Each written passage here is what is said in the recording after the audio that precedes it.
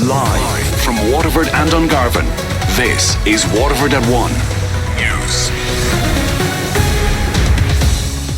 Good afternoon, I'm Eimear McKeown. Today's top stories. There's still no change in the number of COVID-19 patients at University Hospital Waterford. Hairdressers are presenting recommendations to the government in an effort to open earlier than planned.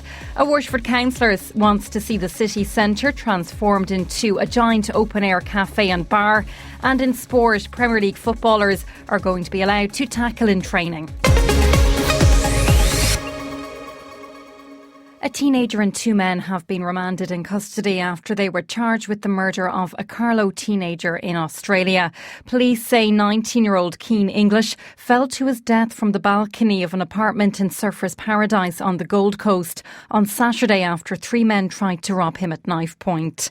Kim Buckley reports. Three men charged with the murder of Keane English have had their cases mentioned in court this morning. Gold Coast police were called to an apartment complex in Surfers Paradise in the early hours of Saturday morning, where Mr English's body was found at the base of the building. Crime reporter with 9 News Queensland is Jordan Fabris. 19-year-old Keane English was at a party with mates in Surfers Paradise in Queensland in Australia early on Saturday morning. And then that's when police say he was robbed at knife point for his clothes and his shoes. And as he's attempted to flee and get away from this trio, he's gone onto the balcony and ultimately resulted in him falling 4 stories to the concrete below. The teenager's family, who are from Carlow Town, had moved to Australia around 5 years ago. Carlow councillor Fergal Brown says it's a tragedy. Very shocking news and a huge tragedy for the family involved, who are very well respected and very well involved in the local community. 3 men aged 18, 20 and 22 are charged with murder, armed robbery and deprivation of liberty after the death of Keane English. The 18-year-old's case will be mentioned again tomorrow, while the other 2 are due before a committal hearing on August 4th. There's still no change in the number of coronavirus patients at University Hospital Waterford. There is 1 confirmed case on site. A further 3 inpatients were awaiting the results of COVID testing last night. Elsewhere in the southeast, there are 6 confirmed cases at St Luke's in Kilkenny and 2 at Wexford General. South Tipperary General continues to have no coronavirus patients. There's 151 confirmed cases of COVID-19 in Waterford since the outbreak began.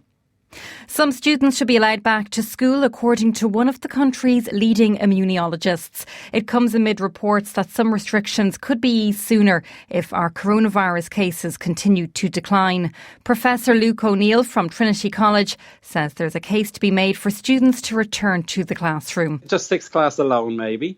And then maybe 6 and under, that age group seems especially vulnerable to lack of education. And that can damage them into the future, you see, because they miss that little, a few months in their education that can affect them. So I think there's a really strong case to be reopening for those age groups anyway. And I'm sure the Department of Education now is looking at this closely. So I would really advocate for that. A Waterford Fianna Fáil councillor wants to see the city centre transformed into a giant open-air cafe and bar. Adam Wise says it's something that's being tried in Vilnius, the capital of Lithuania, which has a population of 500,000. He says Waterford is better placed than many other cities due to the pedestrianisation of its centre. To a lot of people's annoyance, maybe pedestrianising certain areas across Waterford, the Viking Triangle, John Roberts Square. Some people feel it hasn't benefited us, but now I think that we can actually use this time to benefit Waterford. The likes of the Apple Market and John Roberts Square could become this amazing open area cafe. We could have seating outside for pubs. We could give them the extra seating and space that they need for their customers so that they can go back to providing employment and putting money into the revenue. Councillor Wise also wants free parking at the weekends. You could actually close a lot of the laneways that are across Waterford that have businesses that could put seating outside along them. You look at places along the Mall, you look at places in Ballybricken where it wouldn't actually be necessary for people to drive right into the centre. They could use our public car parks. I would be asking Waterford Council to remove the car parking charges for the weekend to further assist these businesses and have people parked 100 metres, 200, 300 metres away and walk in and be able to go for a coffee with their friend or be able to go for a drink with their friends as well if they can do it safely. That's the most important thing, is that the bar staff and the bar owners take this very seriously, take this as an opportunity to show that Waterford can be a leader in this country on this issue. Hairdressers are presenting over 100 recommendations to the government this week in an effort to open earlier than planned. Wearing PPE, removing magazines and sanitising units after every client are among the proposals. Hairdressers are due to reopen on July the 20th under the current roadmap, but the Irish Hairdressers Federation wants that brought forward to the end of June.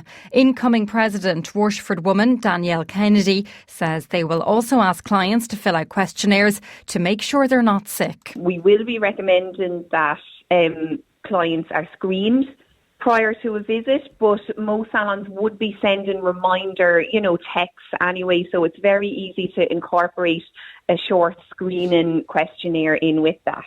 Meanwhile, a senior stylist with one of the biggest hairdressing salons in Waterford City says it's obvious that a lot of black market hairdressers have been operating during the lockdown.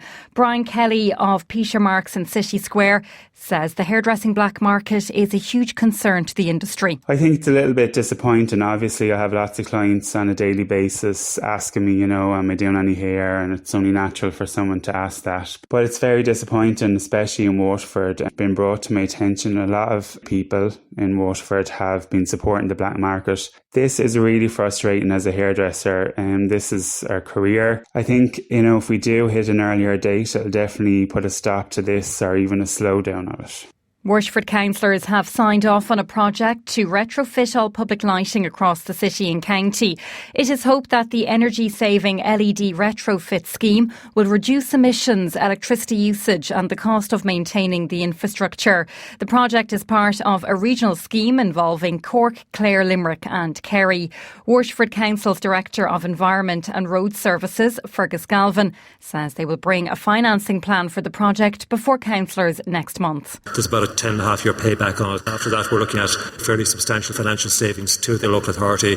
This project will deliver on a very significant amount of this local authority's commitments with respect to CO2 reduction, and it will go a long ways towards meeting our 2030 targets as well. By way of example, our public lighting energy bill is the single biggest energy bill we have in the council every year. We probably spend about 1.3 million per annum per year on electric power to power the lights, and we'll be looking at well over a 50% saving in that.